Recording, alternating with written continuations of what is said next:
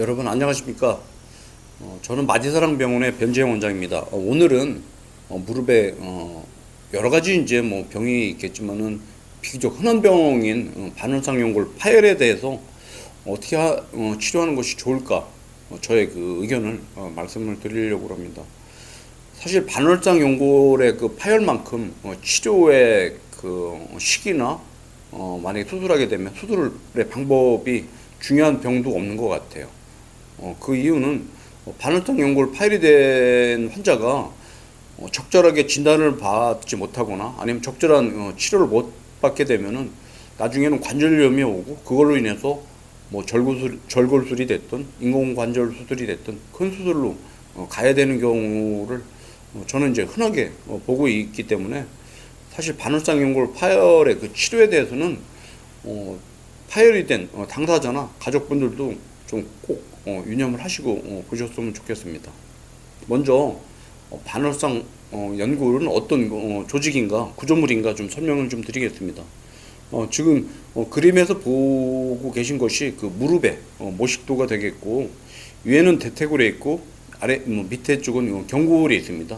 대퇴골과 그 이제 경골에 의해서 관절이 이루어져 있고, 그 중간에 이제 반월상 연골이 있게 되는데, 그림에서는 이제 파랗게 보이는 부분을 우리가 이제 반월상 연골이라고 이해하시면 될 것 같고, 이해하기 편하게 우리가 이제 파란색으로 표시를 해 놓은 것입니다.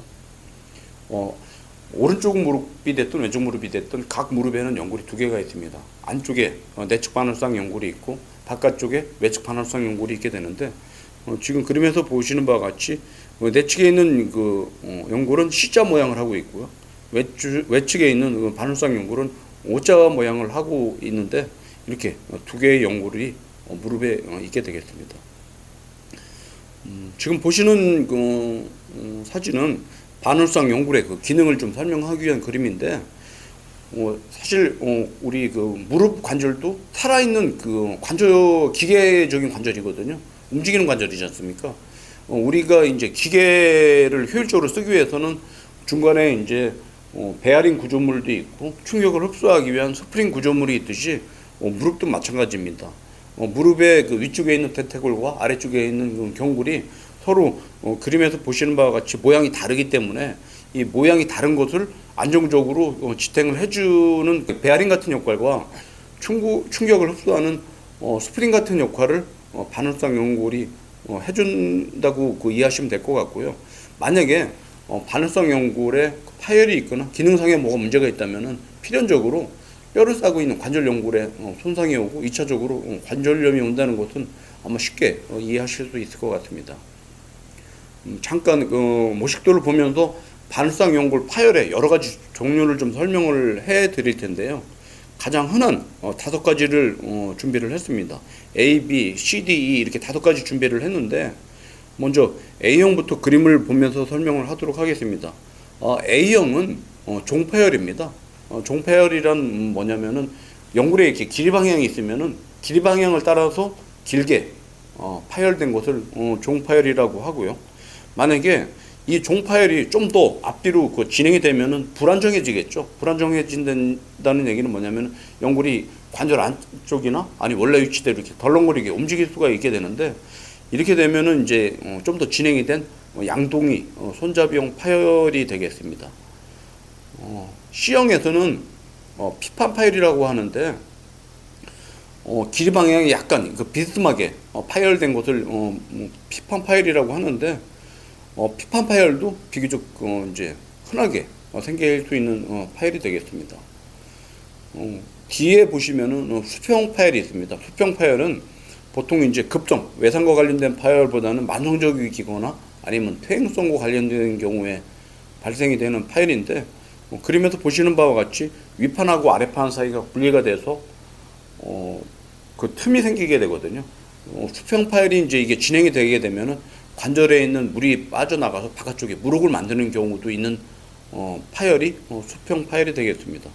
마지막으로 방사형 파열이 있는데, 방사형 파열은 연골 그 길이 방향의 직각으로 파열이 되는 경우가 되겠습니다. 이 방사형 파열인 경우에는 외상과 관련된 경우가 많습니다. 이렇게 다양하게 연골 파열이 될 수가 있는데 사실 증상은 대부분 정해져 있습니다. 가장 흔한 증상이 그 파열이 된 관절 쪽으로 통증이 있게 되는데 처음에는 이제 좀 심한 일을 할 때 통증이 옵니다. 주로 많이 걷거나 뭐 뛰거나 계단을 오르내리거나 아니면 운동을 할 때 방향 전환을 할 때 통증이 있게 되는데 하지만 이게 점점 좀 그 진행이 되게 되면은 일상생활에도 통증이 올 수가 있고요. 이것이 진짜 이제 심해지게 되면은 쉽게 이제 무릎을 구부리거나 펼 때 아플 수도 있고 관절 안에서 걸리는 느낌이나 소리도 느낄 수도 있지만은 붓고 물이 차게 되면 이때는 좀 이제 심한 증상을 느낄 수가 있는데 만약에 지금 말씀드린 대로 통증이 있거나 그 통증의 양상이 좀 무릎을 사용할 때 좀 심해지고 뭐 물이 차거나 붓고 뭐 이런 증상이 있다면은 반월상 연골 파열을 좀 의심을 할 수가 있을 것 같습니다. 반월상 연골 이제 파열에 대해서 파열이 있을 경우에 진단이 중요한데 좀 안타깝게도 우리가 흔하게 촬영하는 엑스레이나 초음파에서는 반월상 연골 파열을 진단 내리기가 쉽지는 않거든요. 궁극에는 진단을 하기 위해서는 MRI 검사를 해야 되는데 이제 많이 파열이 된 경우거나 진행이 된 그 파열인 경우에는 쉽게 진단이 되는 경우가 있지만은 미세하게 파열이 되어 있거나 진단하기가 좀 어려운 부위가 있거든요. 부위에 따라서 그런 경우에는 MRI를 찍어도 초기에 진단이 좀 안 되는 경우가 있기 때문에 MRI의 판독은 이쪽 근골격계를 전문으로 하는 영상의학과 전문이나 관절을 전문으로 하는 정형외과 전문의가 진단을 하는 것이 좀 좋다고 생각을 하고 있습니다. 지금 그림에서 보시는 것이 MRI 사진이 되겠고요. 왼쪽에 있는 MRI 사진은 정상인의 그 MRI 사진이고 우측에 있는 것은 수평 파열의 MRI 사진이 되겠습니다. 일반적으로 정상적인 MRI 소견은 원안에 보시는 바와 같이 검은 부위가 반월상 연골이 되겠는데 윗뼈와 아랫뼈 사이에 그 연골이 놓이게 되겠고 끝이 날카롭게 검게 보이는 것이 그 정상적인 반월상 연골의 이미지가 되겠습니다. 우측에 그 보시는 것은 앞서 말씀드렸듯이 수평 파열인데 하얗게 선이 이게 가 있는 것을 보실 수가 있지 않습니까? 이렇게 보인다면 뭐 연골 파열을 진단 내리는 것은 그렇게 어렵지는 않은데 간혹 가다 보면은 사이즈가 적은 파열이라고 하든지 좀 파열이 좀 힘든 부위가 있거든요. 외측 반월상 연골의 내측 파열이나 약간 후방 파열의 그 종파열 같은 경우에는 판독이 좀 어려운 경우가 있기 때문에 그건 좀 참고하실 필요가 있을 것 같습니다. 잠깐 동영상을 보면서 실제 반월상 연골의 정상과 파열된 것을 좀 보여드리려고 준비를 좀 몇 개 했습니다. 먼저 정상을 보여드리도록 하겠습니다. 지금 보시는 것이 정상의 반월상 연골이 되겠고요. 지금 보이고 있는 그 영상은 젊은 건강한 사람의 그 무릎 관절경이 되는데 위쪽에 둥근 뼈가 대퇴골이 되겠고 아래쪽 뼈가 이제 평평한 경골 뼈가 되는데 관절 연골에 의해서 쌓여져 있고 그 사이에 하얀 그 조직이 있는데 이것이 그 반월상 연골이 되는데 경계가 아주 깨끗하게 보이는 것을 보실 수가 있습니다. 방사형 파열에 대해서 설명을 해드릴 텐데요. 지금 보고 계신 것이 방사형 파열이고 길이 방향의 직각으로 파열된 것을 쉽게 이해하실 수가 있게 되겠습니다. 다음 보시는 그 영상은 종파열이 되겠고요. 종파열도 대부분 외상과 관련돼서 파열이 되는 것이고요. 지금 보시는 영상에서도 파열된 중간에 출혈이 있고 길이 방향으로 파열된 것을 볼 수가 있습니다. 만약에 이런 그 종파열이 심하게 닫혔거나 아니면 이제 그 길이가 그 진행이 돼서 파열이 되게 되면은 지금 동영상에서 보시는 바와 같이 반월상 연골이 불안정해서 이렇게 그 덜렁거리는 걸 볼 수가 있거든요. 지금 보시는 것이 양동이 손잡이형 파열이 되겠습니다. 지금 보시는 것은 피판 파열이 되는데 피판 파열은 대부분 외상과 관련이 있고 상당히 불안정하게 덜렁거리는 파열의 양상을 보고 계십니다. 지금 보시는 것은 수평 파열인데 수평 파열은 만성적인 그 파열인 경우에 나타나는 소견이고 윗판과 아랫판이 분리가 되어 있고, 이 판을 통해, 이 판 사이를 통해서 관절액이 빠져나가서 혹을 만들거나 이걸로 인해서 통증이 오는 경우가 흔한 만성적인 파열이 수평 파열이 되겠습니다. 만약에 이런 반울상 연골이 초기에 진단이 제대로 안 돼서 만성적으로 가는 경우가 있지 않습니까? 지금 보시는 것이 만성적으로 진행된 반울상 연골 파열이 되겠고요. 연골이 상당히 너덜거리고 손상이 심해서 그 경계가 불명확하고 위쪽과 아래쪽에 뼈까지 손상이 된 것을 보실 수가 있습니다.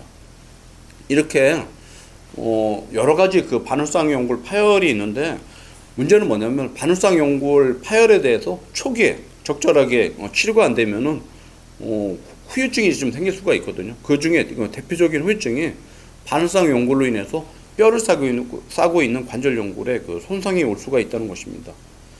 지금 보시는 것은 반울상 연골 파열로 인해서 뼈를 싸고 있는 관절 연골에 손상이 온 것을 볼 수가 있는데, 이것이 이제 진행이 되게 되면 관절염으로 진행이 되겠죠. 그래서 만약에 반울상 연골 파열이 있는 상태에서 관절 연골 손상이 동반됐다, 그러면 꽤 진행이 되거나 빨리 치료가 유하는 상태라고 이해하시면 될 것 같아요.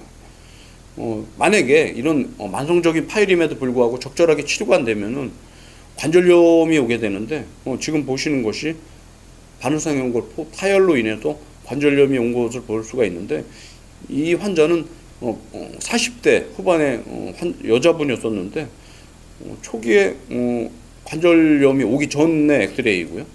오른쪽에 보시는 것은 이 환자가 그때 제대로 치료가 안 돼서 1년 뒤에 왔는데, 1년 뒤에 이렇게 관절이 좁아져서 통증을 동반을 한 관절염으로 진행이 된 것을 확인했던 경우의 사진입니다.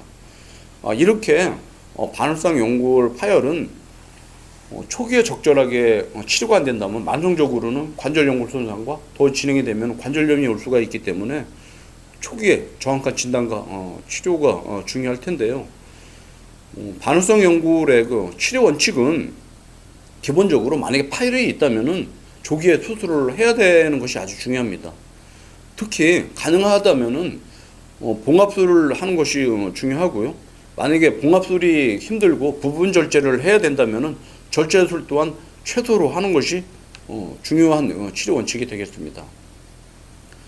반울상 연골은 지금 그림에서 보시는 바와 같이 바깥쪽에는 혈관이 자라 들어와 있지만은 안쪽 중간과 안쪽 3분의 1은 혈관이 없는 그 조직이거든요. 그래서 부위에 따라서 그 치료 원칙이 좀 달라져야 됩니다. 즉 혈관 조직이 없는 안쪽에 만약에 파열이 되어 있다면은 뭐 원치는 않지만은 좀 절제술을 통한 수술이 좀 적극적으로 고려가 돼야 되고요. 만약에 혈관 조직에 있는 바깥쪽이라면은 봉합술을 우선시 해야 되는데, 잠깐 안쪽과 바깥쪽에 실제 수술한 그 예를 좀 보여드리도록 하겠습니다. 지금 보시는 영상은 안쪽으로 방사형 파열이 있는 경우고요. 이 환자의 경우에는 혈관 조직이 없는 부위이기 때문에 부분 절제를 수술을 해서 다듬어낸 경우가 되기 때문에, 특히 만약에 안쪽 파열이라면은 초기에 빨리 적절한 수술을 하는 것이 중요한 게, 이것이 진행이 되면 점점 그 파열된 그 부위가 커질 거 아닙니까? 그렇게 되면은 제거를 해야 되는 경우가 커지기 때문에 2차적으로 후유증이 올 수가 있다는 것입니다. 지금 보시는 것은 관절 바깥쪽에 파열돼서 봉합술을 한 예를 보고 계신데, 저 같은 경우에는 요즘에는 만약에 봉합이 필요하고 봉합할 수만 있다면 요즘에는 가능하면은 지금 보시는 영상과 같이 봉합술을 이용해서 치료를 하고 있고 좋은 결과를 얻고 있습니다. 파열 시기에 따라서도 치료 원칙이 좀 달라져야 되는데, 만약에 급성이다는 것은 보통 이제 다쳐서 생기는 경우를 우리가 이제 급성 파열이라고 하죠. 가능하면은 급성인 경우에는 봉합술이 낫고요. 만약에 만성인 경우에는 단순히 이제 그 파열만 되어 있는 것이 아니고 주위에 같이 이제 손상이 오는 경우가 만성적인 경우에 많거든요. 그렇기 때문에 이런 경우에는 너덜거리는 것은 좀 다듬어내고 남은 부위를 저 같은 경우는 적극적으로 봉합술을 하고 있습니다. 그래서 결론적으로 말씀드리게 되면은 최대한 연골 기능을 살리기 위해서 봉합술을 해야 되고, 봉합이 만약에 조금 좀 불가피하다고 그러면은 제거술을 최소로 하는 것이 가장 올바른 바늘성 연골 파열에 대한 치료 원칙이라고 이해하시면 좋을 것 같습니다. 끝으로 급성 파열과 만성 파열에서 제가 수술해서 좋은 결과를 얻었던 예를 한번 좀 보여드리도록 하겠습니다. 먼저 급성 파열인데, 지금 보시는 영상은 10대 후반 학생이었었는데 농구를 하다가 무릎에 다쳐서 왔었고요. 지금 보시는 영상에서 같이 아주 심하게 피판 파열이 있었고요. 봉합을 시행을 했습니다. 그래서 이 환자를 일정한 시간이 지난 후에 다른 그 수술을 하기 위해서 들어가서 확인차 이제 수술을 했는데, 지금 보시는 영상과 같이 연골이 완전히 재생이 되어 있고 봉합을 했던 실도 완전히 덮여가지고 정상적인 연골같이 보이는 것을 볼 수가 있습니다. 이렇게 이제 급성 파열인 경우에는 적극적으로 봉합을 해서 좋은 결과를 얻을 수가 있고, 저 같은 경우에는 젊은 연령층에서는 급성 파열이라면은 안쪽 파열에 대해서도 봉합술을 적극적으로 고려를 하고 있습니다. 지금부터는 이제 만성 파열에 대해서 봉합을 했던 예를 보여드릴 텐데요. 이 환자는 30대 중반에 운동을 직업으로 하고 있는 환자였었는데, 외상과 관련돼서 연골이 총파열된 경우였었고요. 상당히 좀 불안정한 것을 보실 수가 있죠. 이 환자 같은 경우에도 좀 부분적으로 좀 다듬어내고 남은 부분을 봉합을 했었고요.